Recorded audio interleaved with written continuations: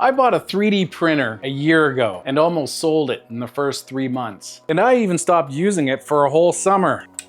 But now I couldn't imagine my life without it. When I created this Dr. Doom mask with my uncle, this is where I fell in love with 3D printing. My uncle introduced me to the slicer, free models online. I realized I had to get one. I could design things, but I could never make something. This was the missing piece. 3D printing that could actually manifest. I bought a Bambu P1S. I took a Fusion 3D printing course. I was super excited 1 year ago. Now, let me tell you what happened. First one I received was a complete lemon. The heat plate didn't work. When you're a newbie, you're thinking, well, what am I doing or not doing? I sent it back. Bambu covered the shipping. I was at this point talking to my family going, I don't know about this. It even arrived upside down, so I'm like, oh, am I just gonna go through it again? But just getting to the point that it wasn't my fault was good. Let's try this again. And I created a Stormtrooper helmet. And I think I chose a pretty large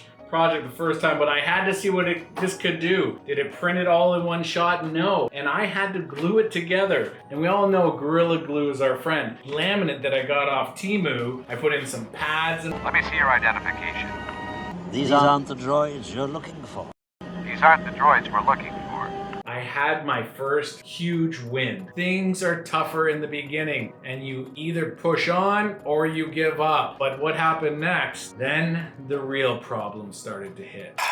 Was getting constant failed prints and stringing. I chose to dive in with 2 types of filaments, PETG and PLA. Well, I had dreams of doing stained glass from Beauty and the Beast. It's like dragons for the windows. But as you can see, there's holes here. Stringing was my enemy. Bambu slicer is intimidating. Printer upstairs next to my bedroom at the time, keeping me up and concerning me fear of the fumes that you start reading about in the beginning from burning these plastics. And these did turn out with a transparent filament, and I even learned how to put magnets on the back. This is where I started to challenge all the adversity in this hobby with small little wins. But the worst part wasn't even technical. Printing more plastic that's just gonna build up in my place when we've got dollar stores that are littered with it. Am I becoming part of the problem, I asked myself? I'm a recycling guy, and this is what I'm doing as a hobby. This was really a hard time in the first 5 months. I wasn't sure where to go with this hobby, just making stuff. Then I had my first breakthrough after buying a filament dryer.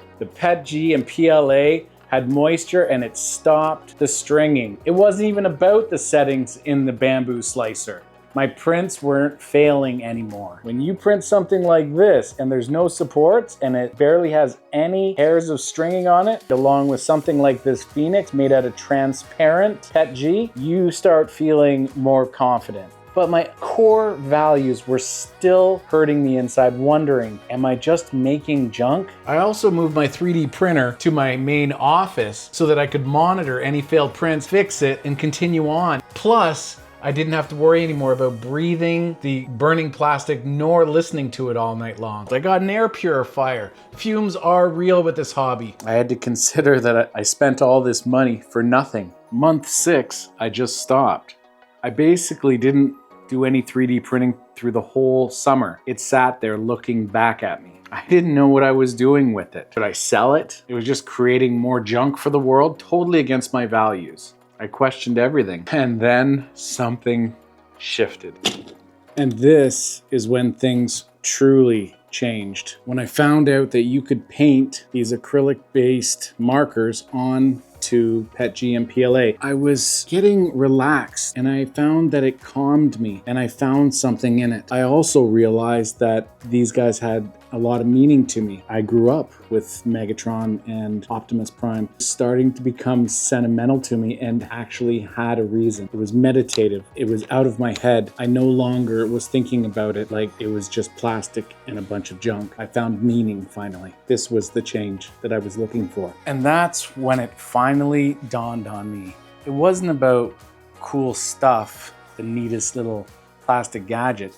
It was about meaningful things that connected me to my childhood. It was about things that were sentimental to me, that had meaning. My childhood toys, my childhood movies, archetypes, even holiday-based decor, to even useful objects like a Google Home-based mount. Useful things to me and sentimental things that I could feel in my heart. It was no longer junk, with toys from my childhood, meaningful based little things. The gifts that I started giving to people became rewarding. And it just so happens that one of my languages of love is gift giving. And I can't say enough about this 3D printing hobby that's more of a lifestyle to me going forward. And a cute little story about this, I had one of the buyers of this hand keep coming back to buy more because people at her military base kept mentioning how cool this was around Christmas.